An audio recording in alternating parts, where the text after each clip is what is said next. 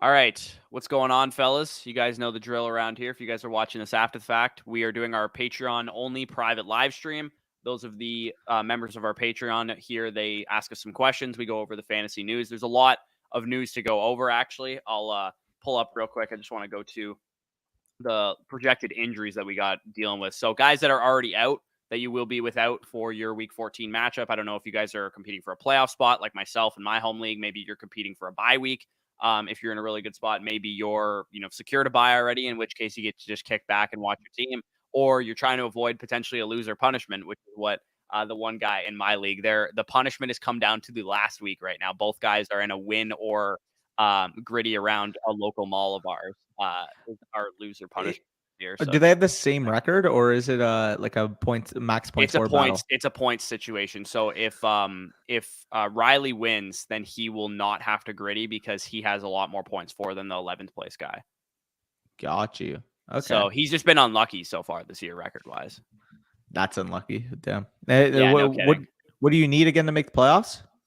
What do I need? So Yeah. I'm in 7th place, but I have more points for than the 6th and the 5th place guy by a decent margin, by about 40 or 50 points, I would say. So I would need to win this week. And also I would need one of those two guys to lose, whatever one. That's not bad. And unfortunately, though, the guy that is playing one of them is the guy that's trying not to gritty. So he's a 12th place team. So his team isn't very good.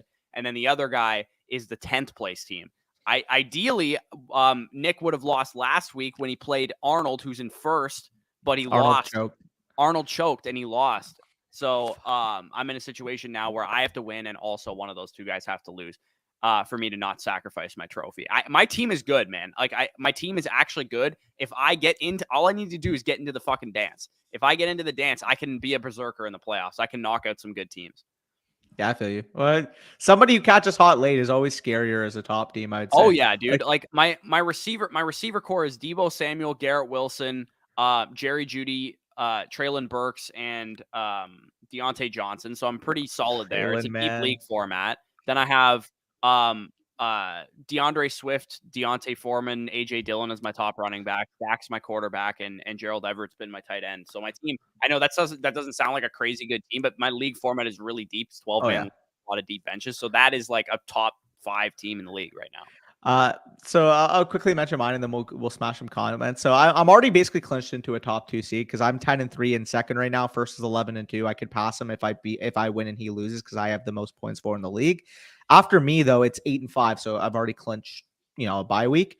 But from 4 to 7 in my league right now, actually, I mean, even if you want to include 4 to 8, because the 8th place is 6 and 7, everybody's like 7 and 6, 7 and 6, 7 and 6, 7 and 6, and then 6 and 7. Right. So I play against the guy that's currently in 4th. If I beat him this week, one of Marco or potentially my friend Paul could make the playoffs. So there's a lot of implications. So some of them are playing each other. Like it's really, really close. Because I mean, from 3rd to 8th, you got 8 and 5 versus 6 and 7. There's only a 2-game gap between 3rd and 8th place. Yeah, that's wild. Is there anything that can come of our Patreon matchup this week? I just know if I win and Flet loses, I can clinch first. I'm pretty sure. Yeah. So Danny's 10-3. I'm 8-5, but I believe I'm locked in to the 4 seed unless Sharkbait were to lose. But then it would just be me swapping 3-4. Like I can't get a bye week or anything. In that league, it's so crazy right now because outside of Brian Harris, who's relatively close, I have 170 more points than anybody else but Brian in that league. Yeah, my team's been. I'm actually pretty happy with how the seasons went, considering I lost Javonte, Rashad Penny, like Cordero Patterson was out for a while. A lot of my running backs got injured, so I've kind of been masquerading as 0 RB. But my receiver core is probably the best in the league for sure. Like have you seen my receiver core? AJ Brown, T Higgins, Tyler Lockett, Chris Godwin, and Garrett Wilson are my top 5 receivers. They're disgusting. Like your receiving depth is crazy. I still love my top 3 though, because I have Diggs, Lamb, and Kirk. But after that, my wide receiver depth. My wide receiver depth after that though, like my depth is really strong. Who's my tight end in that league? I don't even remember. I have Njoku. I think. I had Goddard, who obviously has been injured, so I've been playing Foster Moreau as my top tight end, who dropped a nice fucking donut for me on Thursday night. Don't kill me. So we got some comments here. First one from Brian Harris. Speaking of the guy who's right on my heels for most points. What's good, boys? Get 2 off the jump for you. Schultz or Njoku and Debo or Garrett Wilson. So first one, I would take David Njoku. It looks like he's healthy. Yeah, like he's been legitimately one of the difference-making tight ends in fantasy when he's healthy. So he's going to be a fringe top 5 option for me, even with the question marks about his limitation. Yeah, I'm a little worried about passing volume in that Cowboys game. They're favored by like 18 points. Yeah. If Schultz doesn't catch a touchdown early or something, I don't think they're going to be throwing a whole lot in the second half. Although I did place some money on the Houston Texans to cover that, because to me, I was just like, That's a good cover. It's just too many points. It's a lot. I was like, it's how could you not cover that? Even if they get blown out like 24-0 in the first half or 30-0, like what the Dolphins did to the Texans, they would have backdoor covered that kind of spread. So yeah. I think that's probably what I'm looking for. And it's the NFL, right? Like any given Sunday, any team can win. So even if the game is close throughout, I think 18 points is just way too much.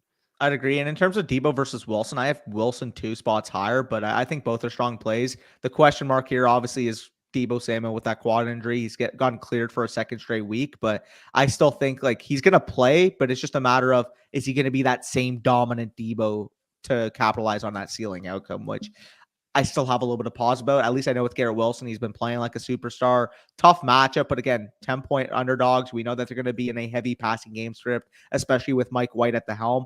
The splits between the Jets passing with Mike White versus Zach Wilson has been absolutely ludicrous this year in terms of raw volume. It basically seems like anytime Zach Wilson has played, LaFleur has given him the training wheels. And as anytime Flacco and White have played, they've just been like, yeah, go nuts, go throw 50 times, 55 times, 60 times. Like it's been ridiculous. It's actually wild too, because Garrett Wilson had 100 or 99 yards and on like 10 targets with Zach Wilson the first time they played Buffalo. So, I mean, if Mike White plays to the level he's been playing the last 2 weeks, you got to imagine Garrett Wilson's in for another big day. I put some money down on Garrett Wilson to win Offensive Rookie of the Year because he's not even the favorite right now. I was like, that's absurd. Because he's got an easy schedule. Yeah. And we've seen the splash games, the 160-yard game that he had last week. He can definitely have more of those before the season's done. And it's a pretty wide open race right now, I would say, because I as of right, who gets the award now? Olave, probably, right? It's Wilson and Olave, especially with Walker dealing with his injuries. Yeah, Walker had a chance to take it if he was going to continue to play well, for sure. Yeah, the quarterbacks have been a little underwhelming. Like, I think it's between the 2 Ohio State guys. And, I mean, I think Olave has like 90 more yards Watson right now. Has a chance probably too. Yeah, but I think he missed too much of the season so that he's way past in terms of production. Like Olave has 880, Wilson has 790, and I think Watson only has like 401, even if he's been more dominant in recent weeks. Yeah. And as we know how it votes. Real quick, speaking on the injuries, and then we'll continue the questions. Yep. So there's a lot of wide receivers out this week. Obviously, there's 6 teams on bye, so that's a big problem. And then there's also Cortland Sutton, Treylon Burks. Both of the Texans wide receivers are out, Collins and Cooks. We still have, Amari Cooper popped up late on the injury report, so he's dealing with some stuff as well. Jerry Jeudy sounds like he's fine from the ankle injury from a couple of weeks ago. Zay Jones is questionable going into a game. I have Zay Jones, the top 30 receiver this week, because there's like nobody at wide receiver. So if he's questionable, Deontay Johnson also questionable with a hip injury. Jacoby Myers is in the concussion protocol and a shoulder injury. So lot of stuff going on at wide receiver this week. Hopefully there's some guys, if you guys are desperate at wide receiver, here's some desperation plays I like that might be on your waiver wire. DJ Chark is a great play. I love it. I love that one. If he's on your waiver wire, he's a great play. I also don't mind KJ Osborne in that same game, just given the point total. Justin Jefferson was held to 14 yards the last time they played the Lions, and KJ Osborne actually scored a long touchdown in that game. Maybe they do the same blueprint and try and clamp Jefferson the way that they did the first time. Because 2 years ago or last year or whatever, they allowed Jefferson to go for 310 yards in 2 games against them. So they clearly made it an emphasis to try and stop Jefferson the first time around, and they almost won the game because of it. So I'd imagine they'll probably try and stick to that. And I also like Kendall Hinton as like a streaming option too. Cortland Sutton out for the game. They're probably going to have to play catch up with Kansas City, and Jerry Jeudy was limited in terms of snap share and route participation last week. He should be back to normal, but if he is, Kendall Hinton would probably operate as the number 1 in terms of route participation. It's funny you mentioned DJ Chark because I'm actually playing him against you in the FSC Patreon League this week. Yeah, I'm in the bash. I picked him up on waivers like 3 weeks ago when he was on IR. Somebody dropped him, and I'm playing him this week as well. Yeah, like as optimistic as I am on Jameson Williams, and I do think that's going to be his role once he's fully acclimated. Like he's a part-time player right now. We know that DJ Chark is getting full-time snaps. We know that in-game environment has a 51.5 over under. Like, yeah, just give me the access to DJ Chark. Give me access to that big playability on that Lions offense, especially until Jameson Williams reacclimates himself to the NFL and gets that full-time role from Chark. So Yeah, I agree and with you then there. yeah, go ahead. And real quick, I just wanted to say, Go for it. couple game time decisions we have. Saquon Barkley's dealing with like a neck injury too. So if you guys are struggling on bye weeks at wide receiver, you could always pick up Matt Breida right now, and maybe he can slot into your flex. I actually went to do that this morning, but somebody picked him up last night, which is Kenneth Walker's also a game time decision. I'm sure Travis Homer was probably picked up during the waiver cycle this week, but those two guys are obviously very important fantasy running backs, and their backups would assume like a low end flex play at least, given what we know about their like how they use running backs. They'll probably give Matt Breida like 20 touches because anytime Barkley was out last year, Devontae Booker got a big workload. It's a different coaching staff, but I'd imagine it'd probably just go to Breida for the most part. Yep. No, I would agree there. So next question from Drew. He says, fellas, what's cracking? Who do you like more in PPR, Mostert, Pierce, or James Cook? My highest ranked running back out of this list is actually Raheem Mostert. He's a top 15 running back play for me this week. We saw that the usage did come back. I'm going to mention it in my running back video coming out later today, but Raheem Mostert handled 78% of the rushing attempts and 49% of the routes this past week. I get it. Like it's a little bit gross because we do expect Jeff Wilson to get well back within the mix because last week it just kind of looked like an anomaly compared to the recent weeks. But third easiest matchup, high over under. Miami's a 3.5 point road favorite. If Jeff Wilson has a level of involvement like he did last week, there's a legitimate path for Raheem Mostert being an absolute slate winning level player this week, given the fact that we expect Miami to score points. We expect them to run the ball well. And Raheem Mostert was their most productive running back last week, even in the limited sample size with the circumstance of that San Francisco game. Like San Francisco jumped up early. They weren't really running the ball, but in the limited sample we saw, Raheem Mostert was their main guy. Yeah. I'm probably on board with that take. Dameon Pierce is the better workload, like usually 13.5 implied again, points. You're getting that much of a spread on the Cowboys. It could get blown out and just see a whole lot of Rex Burkhead as like the third down guy. I actually have Cook rated higher than Pierce as well. So Pierce would be my third of the options here. You have Cook rated higher than Pierce? Yes. That's a little spicy. It's game environment, brother. It's game environment. 20 opportunities last week, 6 targets, 10-point favorites. Like I love the Buffalo Bills rushing attack. Again, I have James Cook as like my RB22. I still have Devin Singletary as like my RB27 this week.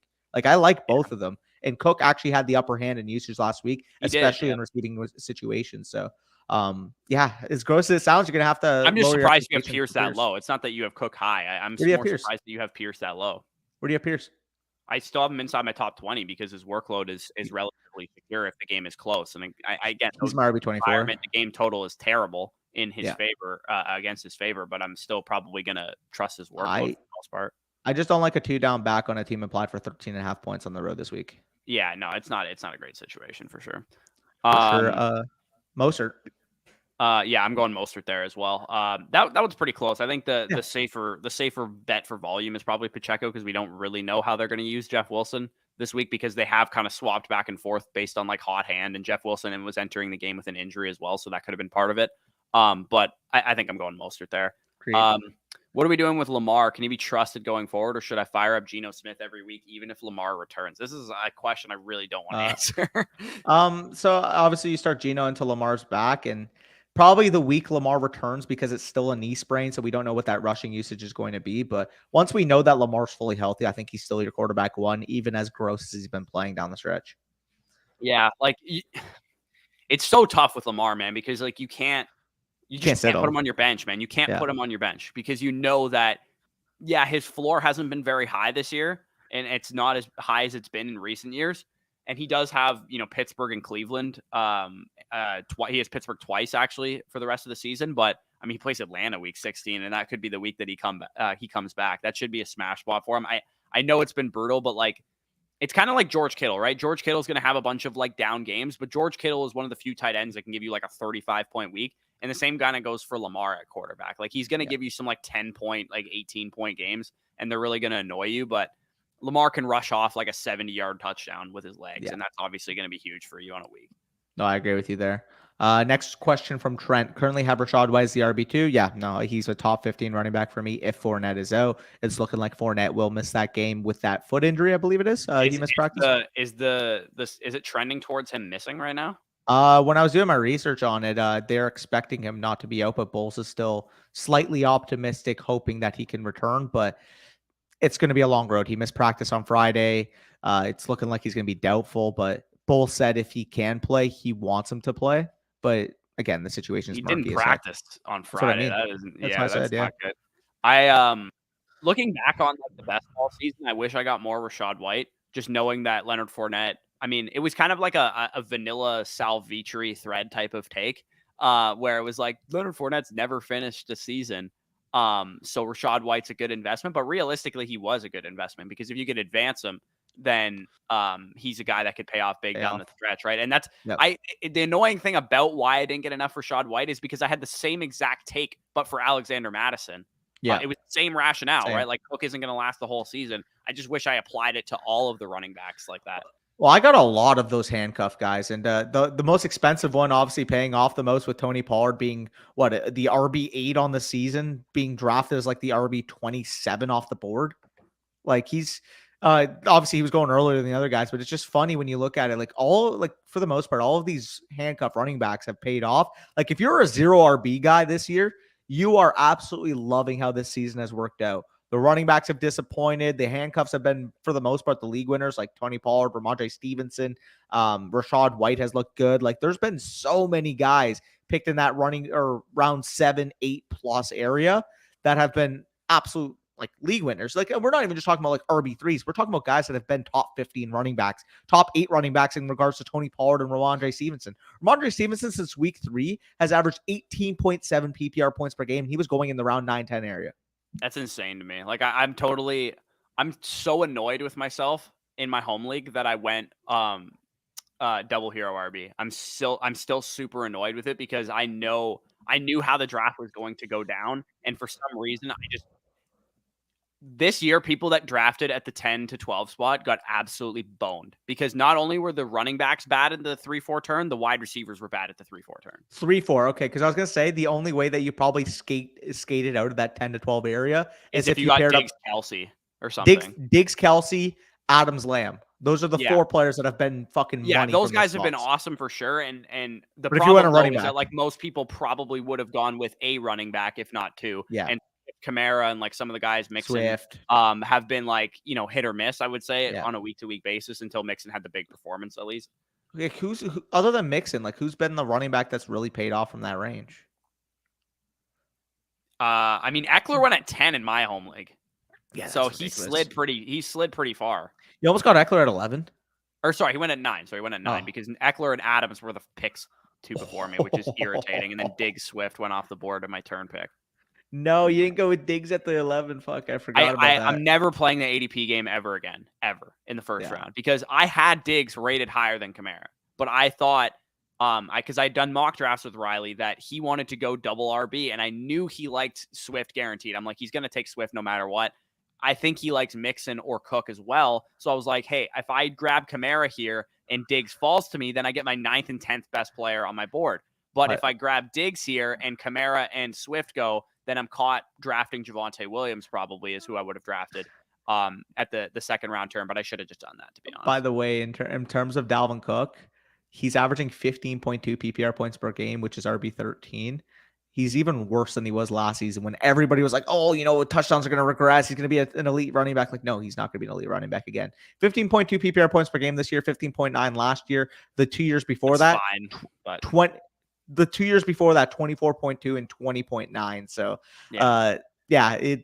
I can't wait for the takes next year when Cook is still like this Vikings starting running back, and they're like, he was like RB9 on the year or whatever. I'm like, he's going to be Zeke all over again. He literally is. He already was Zeke coming into the year, but he's going to even be more Zeke next year because people are be like 15.2 points per game. That's like he's got the volume. He's been like he was RB9 on the season last year or some shit. Like I can totally see it coming. Anyways. One last thing. The second part of this question for Trent?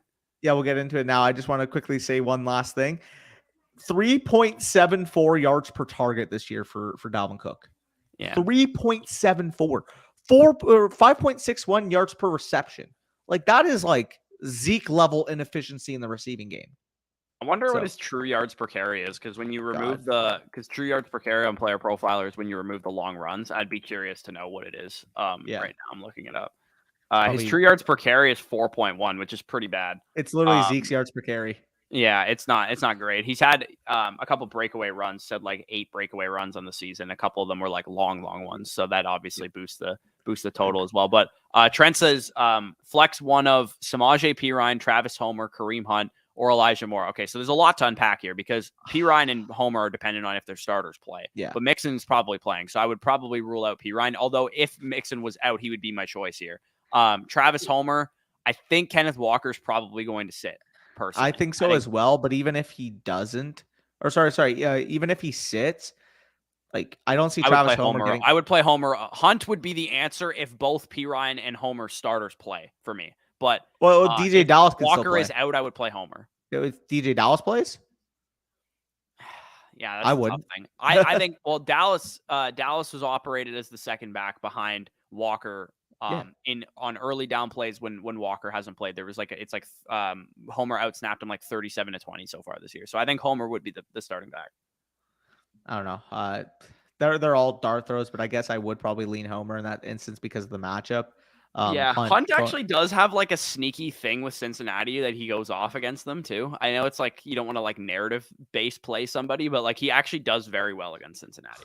You know, he's only had 2 games in double-digit PPR points since week 1. Hunt 11.2 and 14.7. Standalone roles are like the most overrated thing when it comes to handcuffs, man. Like I swear to God. Like unless you can clearly say, oh yeah, this is like legitimately a 40-45% opportunity share back that still has that implied value if the starter were to miss. That's when I would take it, but.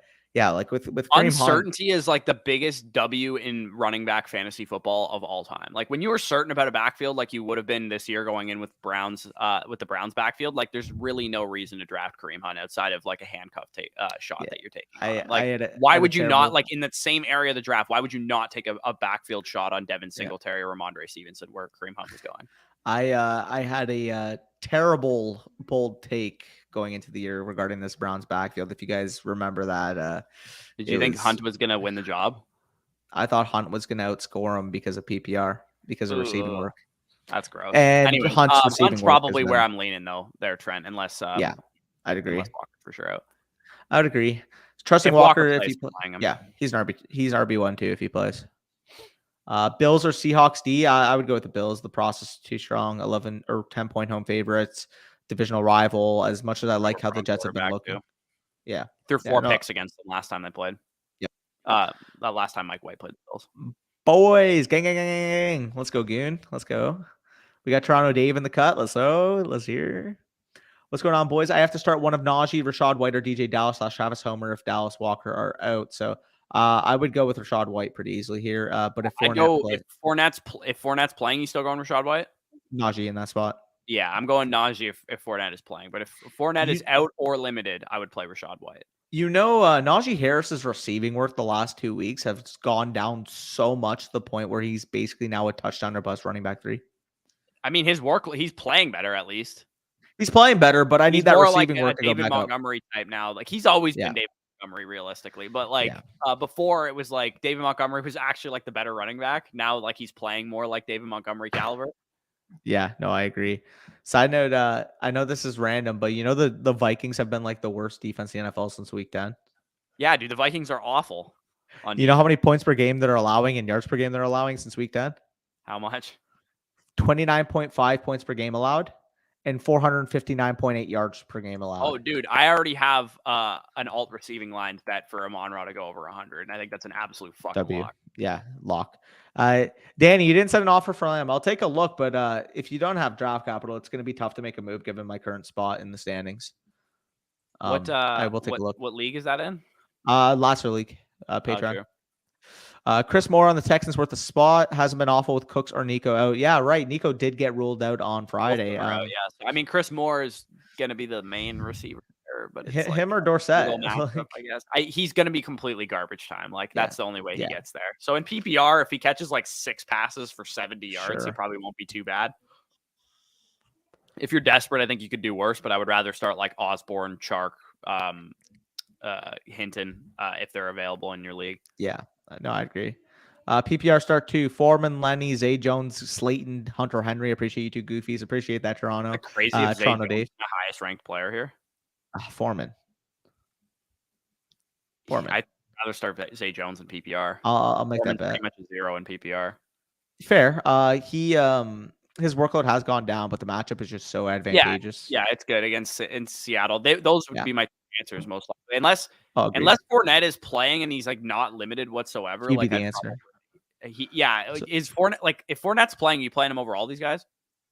Yeah, pretty easily. I think I would go Foreman and Zay because you don't know about Fournette's status. Yeah, man. Like Fournette's health makes this kind of tough, but I don't want to play Slayton against the fucking Eagles pass defense. And Hunter Henry's just a bum. So he sucks. So Foreman and Zay Jones, and then if Lenny plays, who are you sitting if Lenny plays and he's not limited? I'm sitting Zay Jones. I have Foreman higher. Foreman's a top 20 running back. Zay Jones is questionable too, so like that's the other, and so is Trevor Lawrence. Like it's tough in that situation. You know, I feel like we're gonna make this bet tomorrow, but I have Deontay Foreman over Damian Pierce. That's fair. I'll probably take Pierce there. Fair. Okay. Yeah. We could talk about more on the Sunday stream, as you guys know. What streamable defense do you like for the playoffs? Is New England droppable with their end of season schedule? Yeah, like who's available? I actually have it pulled up right now. So perfect.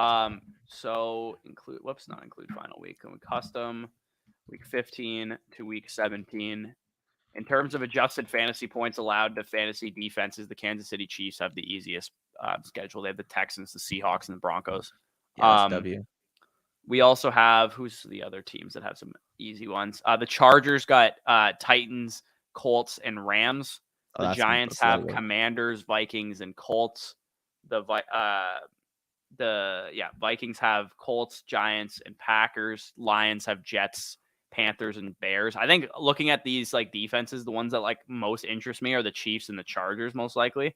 And I also don't mind the Lions here. The Jets, the Panthers, and Bears are pretty interesting for those final matchups. The only thing though, like that, I'm gonna make a hot take right now. I think I tweeted this out. Whoever wins BBM 3 is gonna have a Lions Bears stack in week 17 guaranteed.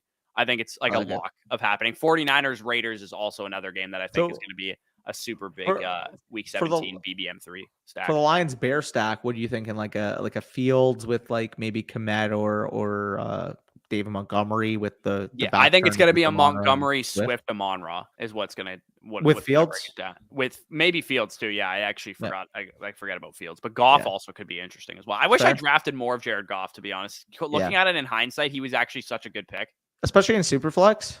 Yeah. Oh, I got a lot of him actually in the Superflex puppy. My highest scoring team by like a wide margin is a Superflex puppy team. I have a Superflex puppy team putting up 18-10 right now. Yep. Like 18-10 for what it's worth would be like a top 5 Best Ball Mania 3 team. It's a 20 round draft, so it's going to be a little bit more higher scoring, but 18-10 is like way more than any of the teams that I have. By the way, you know what's funny is Ron sent me the 2 drafts that we did on stream together. And so the one's advancing in first place and the other one's 4 points off of advancing. And running. You said one of them is advancing right now? One of them's currently advancing. The other one's 4 points off of advancing currently. And if I can find it, dude. Spicy too, because I haven't checked in on any of our puppy drafts or whatever that we did with him. So we did a 0 RB, but we took 2 like dead zone-y running backs that we wouldn't normally take. But listen to this. Jacobs and Montgomery. Close. Jacobs and Sanders. Yeah. Listen to this running back core, bro. So we didn't take one early, obviously. But we had Josh Jacobs, Miles Sanders, Rashad White, Tyler Algier, and Raheem Mostert. Holy shit. With Adam Samuel with that week 17 correlation as well. So like that's insane. Team has a chance, man. Yeah. We also had James White because it was so early. Man, I loved. Let's answer Trent's question. Sorry. If you could move like Jamison Williams, sure, but I wouldn't move Drake London plus for Garrett. I'd rather have Garrett straight up over Drake London by like. I would, yes, but like I wouldn't do Drake London in a 2 for Garrett. No, I wouldn't do Drake London plus. Would you do Jamison in a 2? I would. Jamison in a 2, yeah, I would absolutely. Yeah.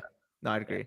That's where I'm at there. Garrett Wilson's still really good. Trent, it could not be me. You know that I have Garrett Wilson in like fucking 5 dynasty leagues. I didn't actually know this. I went through my spreadsheet and I looked at like my highest owned players. I'm like, I literally have Garrett Wilson like every rebuild.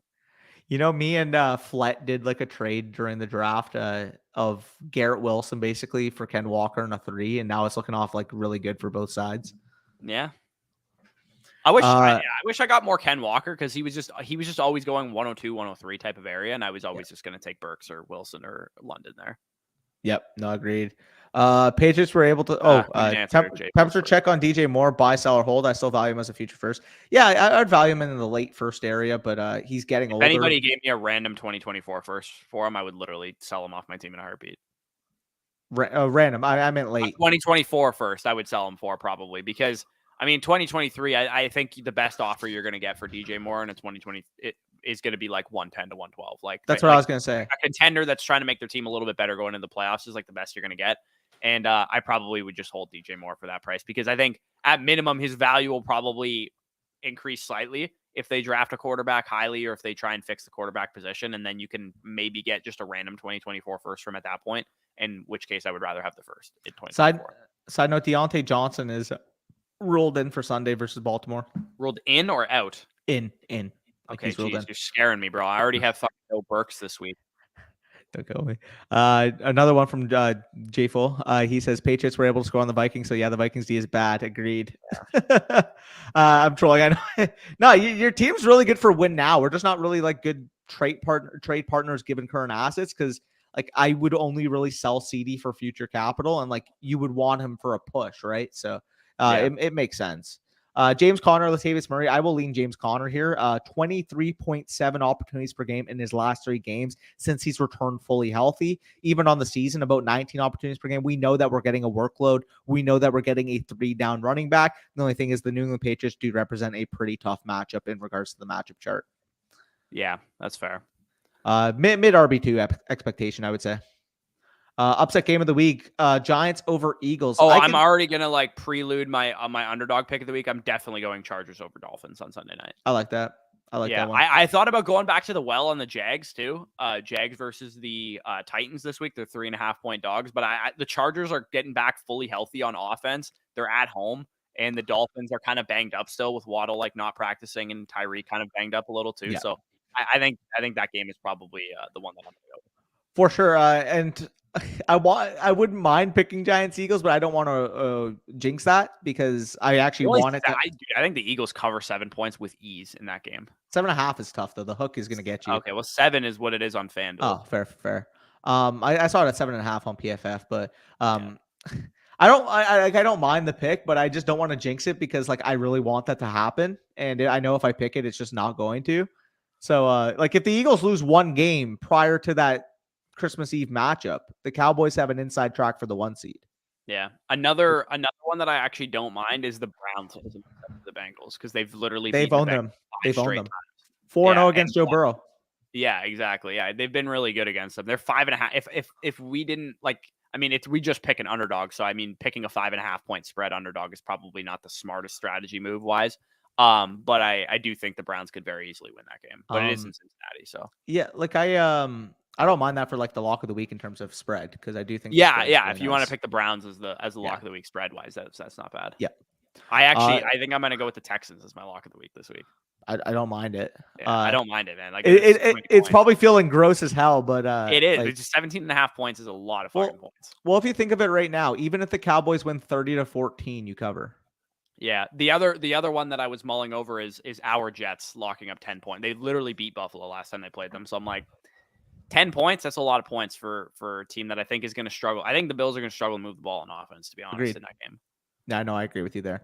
But either way, leave off some rapid fire questions. We'll go on for another few minutes. And Drew also, did we answer this question here? He says, if you got time for one more, should I drop Brady and pick up Mike White for the playoff stretch? Abso-fucking-lutely. I don't know about drop Brady. I wouldn't mind having him because I think he does have one. He has Hurts. Game. Huh? He has Hurts. Oh, he has Hurts already. Yeah. Okay. Yeah. So like you're not going to keep Brady if you pick up Mike White. The one thing I'm interested in Brady for is his Week 17 matchup against Carolina. That's the only thing that I'm kind of interested in him for. But like Mike not White playing, Detroit, Jacksonville, Seattle during the playoffs, which is like fucking insane. and you're not playing Brady over Hurts because Hurts is going to be playing against the Saints on Week 17. Also, you're not playing Brady anyway, or you're not sitting Hurts anyway. Like regardless if he's playing the Bears. So Yeah, no, I agree. Yeah, and again, in a lot of my leagues, I'm talking from a privileged standpoint right now, but I'm basically competing for just bye weeks. I've already locked up all of my playoff spots in my redraft leagues. Fucking even Scott Fishbowl right now. I've moved on again. So yeah, your team is fucking gross in that league. It's top 35 out of the entire thing right now. Like, what? My team is like the most hideous thing I've ever seen. It's not that bad. I have like Justin Fields and like some guys, but I had Trey Lance as my second quarterback, and I had Cam Akers as my hero RB. So like my team is looking pretty bad in that league for sure. Yes, sir. And I think Stafford was my first quarterback. I think I went Stafford, Trey Lance as my super flex thing. Jesus, which is awful, obviously. So, but I grabbed Fields as my third quarterback, which has saved it. I had so my number one was Josh Allen. Then for the longest time, I was running with Jimmy Garoppolo when Trey Lance got hurt, but he's hurt now. But I still have Ryan Tannehill, and hopefully when Burks comes back, we can get that upside back. But I'm a little bit worried about Tannehill without Burks. Yeah. I'll let me quickly go over my parlays. I got a 4-team parlay this week. Lions -1.5. The sharps are like 97% of the money. Yep. Lions spread. It's like insane. It's one of the biggest discrepancies I've seen since the Minnesota-Dallas game, where basically the sharps are all over, the team that quote unquote shouldn't be favored. Tickets are on Minnesota too. That's what I'm saying. Well, that's the difference I'm saying, because the Minnesota-Dallas game, the tickets were on Minnesota, the sharps were on Dallas. It's the same thing this week. The sharps are all over Detroit, and I might make that my lock of the week, to be quite honest, because I think that Detroit right now is a better football team than the Minnesota Vikings are. Oh yeah. Like Detroit's the worst unit in the game is by far the Vikings defense. Yeah, and Detroit's averaging like 33 points per game in the last few weeks. Well, yeah, and if you look at games where they've had like Swift and Amon-Ra, or even like one of those guys healthy, like that, they've been much better on offense, and they have Jameson Williams and DJ Chark back too. Yeah, no, it's gonna be it's gonna be fun, and it's gonna be just like I'm like what's the meme of like that sharp businessman just sipping some tea while like everybody's like having chaos around him. Yeah. You know what I'm talking about? That's basically like Detroit Lions 1.5 bettors this week versus all the tickets who picked Minnesota. Because they're gonna look at the record. They're gonna see 10-2. They're gonna see 5-7. They're gonna be like, oh, well, how is this team not favored? Blah blah blah. And then boom, the Vikings are gonna lose by like 7 points. Yeah. Also, if you guys want a nice little mini parlay that'll pay out some good cash, Adam Thielen 60+ receiving yards and Amon-Ra St. Brown going over 100 to me is it's a plus 571 for that to happen. That's like $120 on a $20 bet. So that one's like pretty interesting to me, because I think Thielen should get more targets with Jefferson the way they played him last time, and Amon-Ra has gone over fucking 100 yards anytime he's played a bottom 10 defense, and the Vikings are like the fucking worst defense in the league against fantasy wide receivers. Yes, sir. Okay, pick one: Dulcich, Henry, or Knox. I need to stream a tight end. Dulcich, 100%. Yeah, easy. The punt tight end for those of you guys who play DFS, he's literally like the fucking free square tight end this week. I think Greg Dulcich has been a mention on my tight end streamers probably for like the last 5 or 6 weeks, because he's somehow been under 50% owned. Yeah. Okay. Got one last question, boys, from Goon Boy. Do I drop my new song this month, or should we wait till the new year and start off with a bang? What do you think here, Bush? I'd be curious to know what industry you're in. Let us know. What genre of music are you making? Yeah, and I mean, not to mention, you're going to know the analytics. You're going to know what is best for traffic flow. And if you think, right now building up into New Year's might get more versus after New Year's might get more, like you're going to be able to analyze that. So apparently the year is one of the best times of year to release music, because everybody's throwing their Spotify Wraps out there, and it's making people switch over to Spotify. So more people, like more new users, are on the thing. Yep. No, exactly. And not to mention, like a lot of artists are probably going to drop in the new year versus right now, because of that analytical standpoint that people are already switching to the streaming platforms now. You have a chance. You have a chance. Yeah, figured that was the correct one. Yes, sir. Toronto's money is on Brooklyn Drill or modern R&B. So let us know, Goon. What genre are you Goon dealing Boy with? to me sounds like it sounds like he could be into some rap game. I don't know. That's Brooklyn Drill low key kind of sounds like the vibe because I mean Goon Boy, he's that Goon Boy, you know. That Yeah, was a for sure. cringy ass accent, but Oh yeah, dude, your accent is cringy as hell.